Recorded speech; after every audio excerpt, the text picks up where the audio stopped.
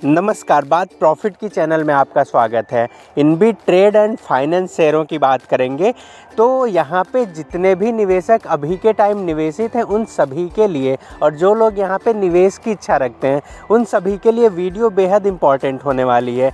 तो 20 जनवरी 2025 की तारीख थी।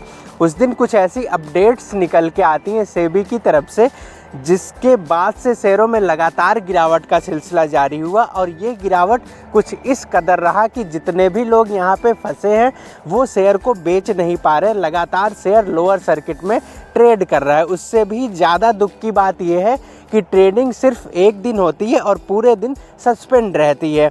तो इनबी ट्रेड एंड फाइनेंस के बहुत सारे निवेशक थे जिनका लगातार कमेंट आ रहा था, तो उन सभी भाइयों के डिमांड पे ये वीडियो अपलोड की जा रही है चैनल पे। ऐसे ही अगर आप किसी और शेयर की वीडियो चाहते हैं तो कमेंट ज़रूर करिए। तो आपको बता दें कि इनबी ट्रेड में जितने भी निवेशक थे वहाँ पे बहुत बुरी तरीके से लॉस हुआ है सभी का। शेयर एक महीने में 22% से ज़्यादा टूटे हैं और ये टू डेट की बात करें तो 40% से ज़्यादा शेयर टूट चुके हैं। एक साल में 26% का निगेटिव रिटर्न है और लॉन्ग टर्म की बात करें तो भी शेयरों ने लगातार निगेटिव रिटर्न ही दिया है। फिर भी बहुत सारे निवेशक यहाँ पे ट्रैप हो चुके हैं।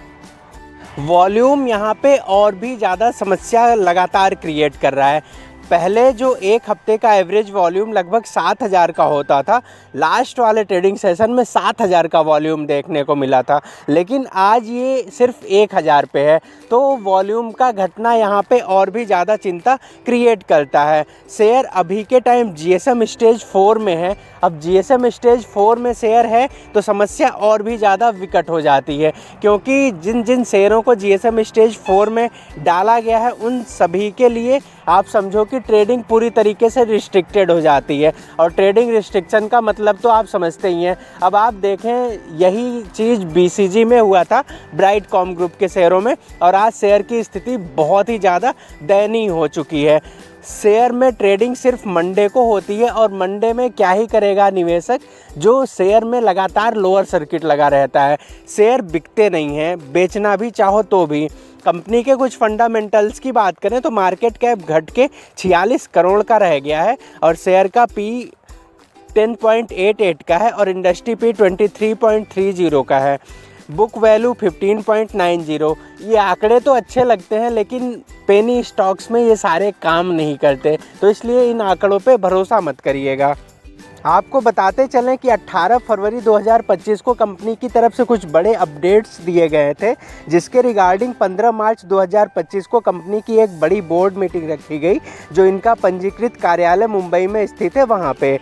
तो इस बोर्ड मीटिंग में कुछ बड़ी अपडेट्स निकल के आई हैं। इसमें कंपनी के द्वारा बताया गया कि 67 सदस्य उपस्थित थे और जिसमें मेन जो कंपनी के डायरेक्टर्स थे वो सारे अवेलेबल थे, जिसमें मिस्टर अमर नरेंद्र जी जो मैनेजिंग डायरेक्टर हैं कंपनी के, चेयरमैन ऑफ बोर्ड थे, और सस्मिता गाला जी जो होल टाइम डायरेक्टर हैं।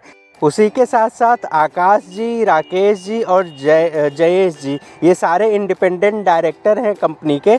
तो ये सारे लोग अवेलेबल थे। इन सभी के समक्ष कंपनी का बड़ा डिसीजन लिया गया जिसमें बोनस इशू की बात की गई है। अब शेयर इतनी बुरी तरीके से अभी परफॉर्म कर रहा है, उसमें बोनस इशू की बात काफ़ी राहत भरी हो जाती है, काफ़ी अच्छी हो जाती है।